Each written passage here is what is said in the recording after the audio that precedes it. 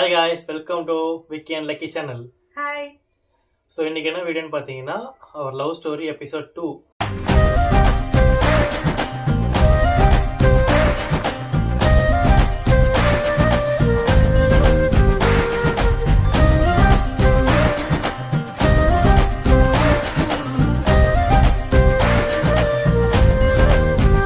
So நிறைய பேர் வந்து லவ் ஸ்டோரி எபிசோட் 1க்கு வந்து நிறைய சப்போர்ட் பண்ணீங்க. நிறைய பேர் எனக்கு ப்ரைவேட்டாகவே வந்து நல்லா இருக்கு வீடியோ அப்படின்ற மாதிரி சொல்லிட்டு இருந்தீங்க.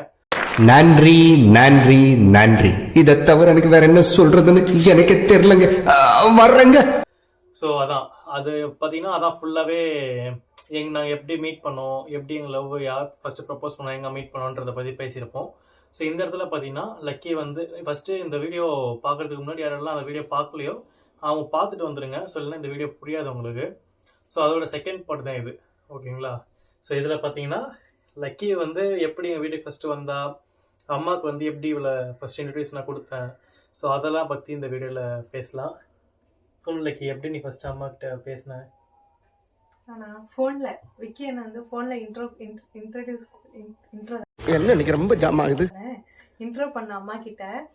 அப்போ எப்போ தெரியுமா, பஸ்ஸில் போயிட்டு இருக்கும் போது எங்களுக்கு ஆஃபீஸ் பிடிச்சிட்டு பஸ்ஸில் போயிட்டு இருக்கும் 8th செமஸ்டர் ரிசல்ட் வந்துச்சு. அப்போ வந்து இவன் வந்து அம்மா கிட்ட வந்து போய் சொல்லி வச்சிருந்தானா, எனக்கு அரியர் விழுந்துட்டு 2 சப்ஜெக்ட்ல அரியர்னு. அப்போதான் அம்மா வந்து என்கிட்ட பேசணும்னாங்க. ஞாபகம் இருக்கா? அப்போதான் அம்மா வந்து என்கிட்ட கேட்டாங்க, உண்மையா விக்கிக்கு வந்து அரியரானு. அப்போதான் நான் சொன்னேன், இல்லம்மா உங்களை பொய் சொல்றான், ஏமாத்துறான்னு. அதுதான் நான் செகண்ட் டைம் அம்மாட்ட பேசினேன் பஸ்ல இருந்துக்கிட்டு.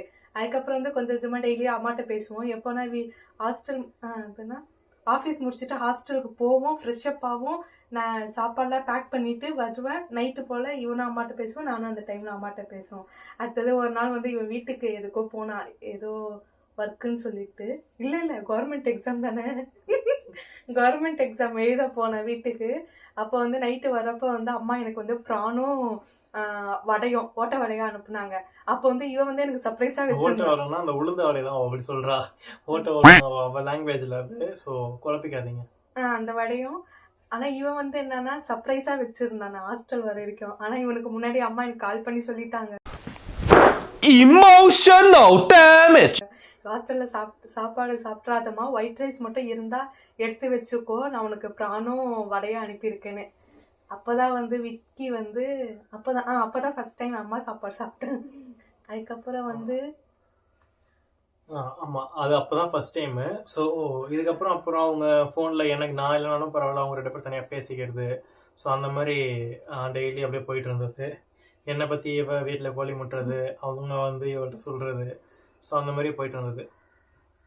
அப்படி தான் என்னாச்சு, ஃபர்ஸ்ட் எங்களுக்கு வந்து காலேஜ் முடிஞ்சு, நாங்கள் ஒரே காலேஜ் தான் சொல்லியிருந்தோம்ல. ஸோ முடிஞ்சு சர்டிஃபிகேட் சம்திங் ஏதோ வாங்குறதுக்காக காலேஜில் கூப்பிட்றாங்க. அப்போ நானும் எஸ்பி, என் ஃப்ரெண்ட் அவன் ஸ்ரீகாந்த், 4 பேர் ஒன்றா போனோம் காலேஜ்க்கு. அப்போ தான் உனக்கு அவங்களுக்கு நான் இன்ட்ரோ கொடுத்தேன். ஆமாம், ஆக்சுவலி வந்து சர்டிஃபிகேட் வாங்கிட்டு வர்றது பிளான், சென்னை ரிட்டர்னு.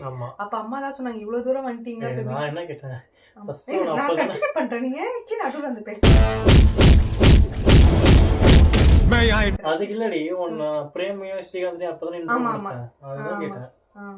பாண்டியில போய் அந்த 2 அண்ணன் வந்தாங்க, அவங்க கூட தான் நாங்கள் காலேஜுக்கு போய் சர்டிஃபிகேட் வாங்கிட்டு வந்து ரிட்டன் சென்னைக்கு வரலான்னு பிளானு. ஆனால் வந்து அம்மா வந்து இவ்வளோ தூரம் வந்துட்டீங்களே, வீட்டுக்கு வந்து சாப்பிட்டு போங்கன்னாங்க. அப்போதான் வந்து காலேஜ்ல இருந்து எனக்கு வீடு கிட்டக. ஸோ அதனால அப்படியே வீட்டுக்கு போயிட்டு கூப்பிட்டாங்க. சரி வீட்டுக்கு போய் சாப்பிடலாம்னு சொல்லி சாப்பிட்டு கிளம்புறது தான் பிளானு. பட் அங்கே கொஞ்சம் நைட்டு டிலே ஆனதுனால அப்போ தான் ஃபர்ஸ்ட் டைம் நான் சொல்கிறேன் அம்மா கிட்ட. நான் சொன்னேன்னா இல்லை அம்மாவை கேட்டாங்களா? நான் அம்மாவே புரிஞ்சுக்கிட்டாங்க. நான் புரிஞ்சுக்கிட்டாங்க. பட் நான் சொன்னேன்னா சரியான ஞாபகம் இல்லை. அப்புறம் அப்போ தான் ஃபர்ஸ்ட் டைம் வந்து லக்கி வந்து வீட்டில் ஸ்டே பண்ணுறா.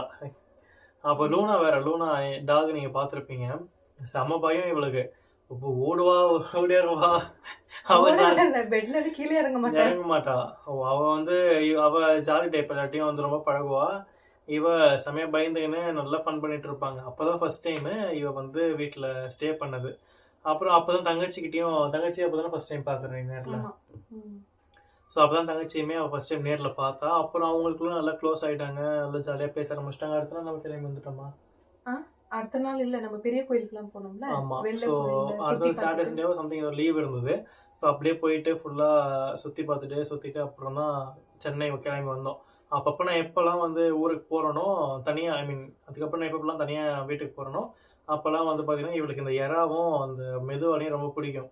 அதனால தனியாக இவளுக்கு வந்து செஞ்சு செஞ்சு கொடுத்து அனுப்பிடுவாங்க. நான் வந்து இவளை சொல்ல மாட்டேன். சொல்லாமல் நான் அவளுக்கு ஹாஸ்டலுக்கு வரதே தெரியாது. எங்கள் ஹாஸ்டல்லாம் ஹாஸ்டல் பக்கத்தில் சொல்லியிருந்தோம்ல, ஹாஸ்டலுக்குமே நான் இங்கே வீட்டிலேருந்து கிளம்புனதே தெரியாது. நான் அவளும் சொல்ல மாட்டேன். சர்ப்ரைஸாக வரலான்னு சொல்லி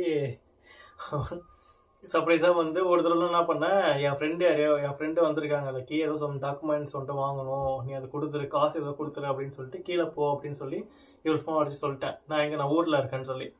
அப்புறம் கீழே வந்து பார்த்து நான் சர்ப்ரைஸ் கொடுத்தேன். அப்பயும் மெதுவடை அந்த ப்ரான்லாம் அம்மா கொடுத்து அனுப்பிச்சிருந்தாங்க. நான் என் ஹாஸ்டலில் போய் ட்ரெஸ்ஸை மாற்றிட்டு வந்து எங்கன்னு கேட்குறேன், சாப்பிட்டு முடிச்சிட்டேன்.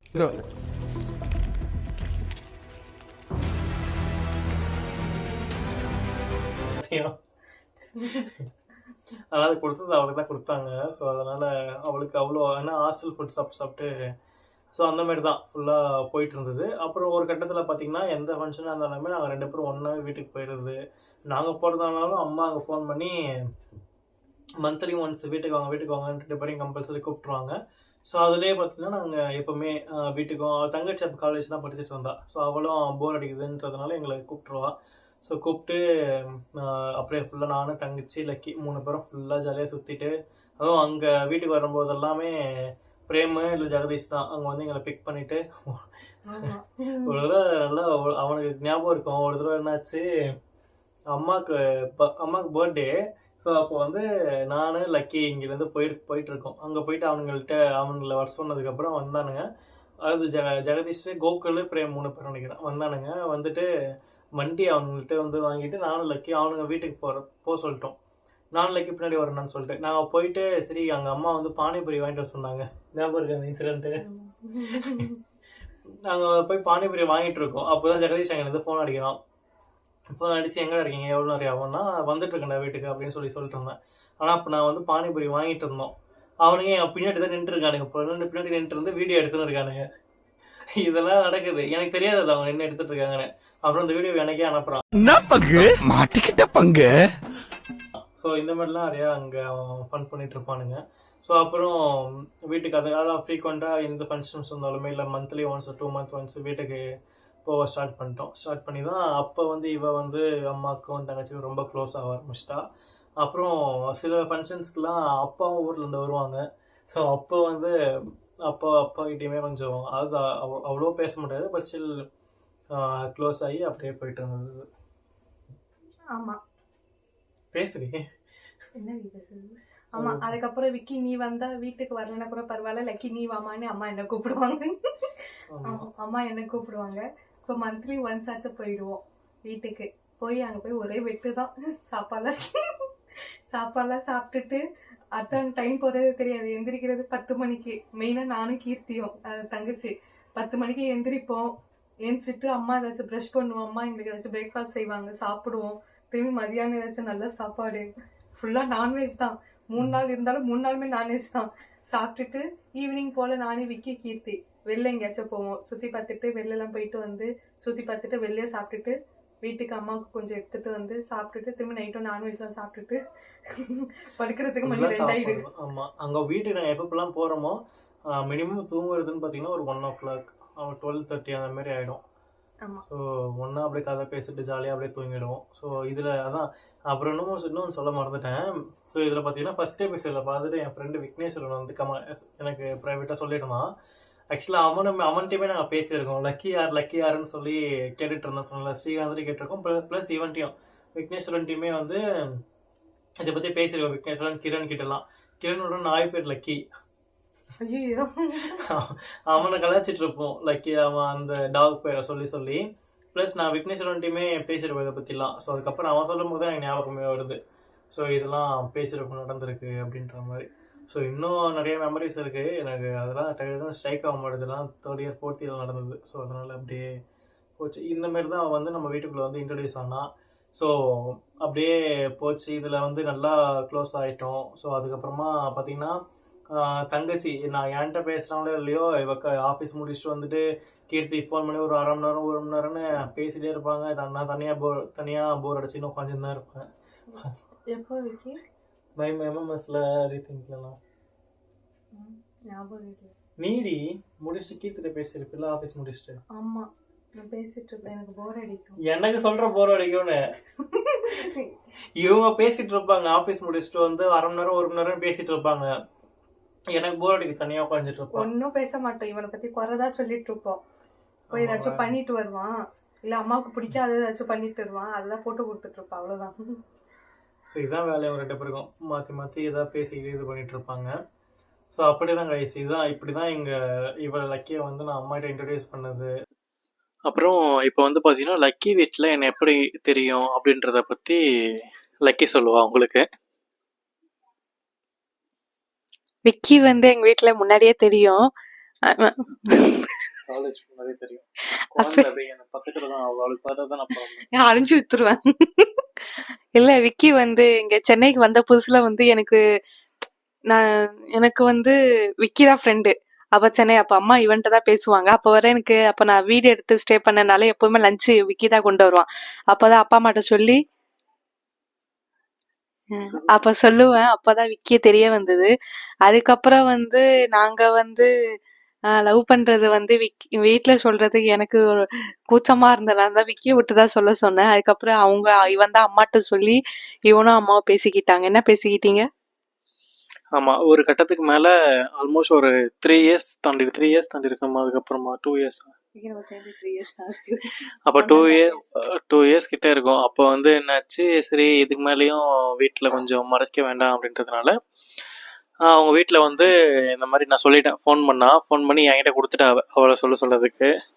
அப்புறம் நான் சொல்லிட்டேன் இந்த மாதிரிம்மா அப்படின்னு சொல்லி, நாங்கள் இந்த மாதிரி ஒன்றா இருக்கு, பிடிச்சிருக்கு அப்படின்ற மாதிரி சொல்லிட்டேன்.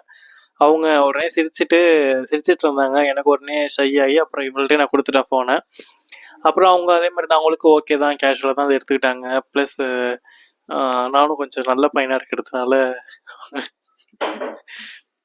எல்லாம் அவங்களும் ஓகே சொல்லிட்டாங்க. விக்கி உன்னை வந்து எங்க வீட்டுல முன்னாடில இருந்தே தெரியும்ல, ஆனா ஃப்ரெண்ட்ஷிப்பா தெரியும் எங்களை முன்னாடில இருந்து. ஸோ இவன் சொன்னோடனே அம்மாவுக்கும் ஓகே தான். அதே மாதிரி இவ எப்பப்பெல்லாம் ஃபோன் எடுக்கலையோ அப்பப்பெல்லாம் கரெக்டாக எனக்கு தான் அடிப்பாங்க. அடுத்தது எடுக்காது இவ ஃபோன் எடுக்கலனா. ஸோ அப்பயே தெரியும் அவங்களுக்கு, வேற யாருக்கும் அடிக்க மாட்டாங்க. ஸோ அந்த அளவுக்கு நாங்கள் க்ளோஸ்ன்ற அளவுக்கு அவங்களுக்கு தெரியும். ஸோ அந்த மாதிரி தான் ஆல்ரெடி அவங்களுக்கு அப்படி தெரியறதுனால, ஸோ இது எனக்கு தெரிஞ்சு அவங்களுக்கு ஒரு பெரிய விஷயமா ஃபீல் ஆகிருக்காது. ஸோ அப்படி தான் வந்து நான் அவங்க வீட்டுக்கு இன்ட்ரடியூஸ் ஆனேன். அவங்க வீட்டில். அப்புறம் அவங்க தங்கச்சி என்கிட்ட பேச ஆரம்பித்தா. இல்லை, அதுக்கு முன்னாடிலேருந்தே அவள் தங்கச்சி என்கிட்ட பேசுவாள். பட் அதுக்கப்புறமும் நல்லா தான் பேசினாங்க.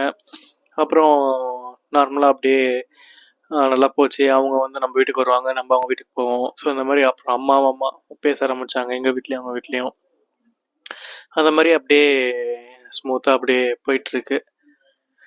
ஸோ இப்படி தான் வந்து நான் அவங்க வீட்டில் தெரிஞ்சேன், அவள் எங்கள் நம்ம வீட்டில் இங்கே தெரிஞ்சா. ஸோ இதுதான் வந்து எங்களோட இப்போ வரைக்கும் நடந்திருக்க ஒரு குட்டி கதை. வேற நாளைக்கு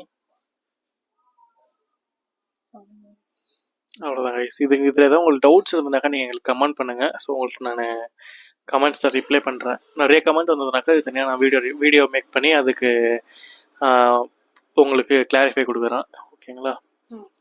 ஸோ இந்த வீடியோ பிடிச்சிருந்தா லைக் பண்ணுங்கள், ஷேர் பண்ணுங்கள், சப்ஸ்கிரைப் பண்ணுங்கள். இந்த வீடியோ பார்க்குறதுக்கு முன்னாடி ஃபஸ்ட் வீடியோ பார்த்துட்டு வந்து இந்த வீடியோ பாருங்கள், அப்போ தான் அது புரியும். ஓகே, பாய்.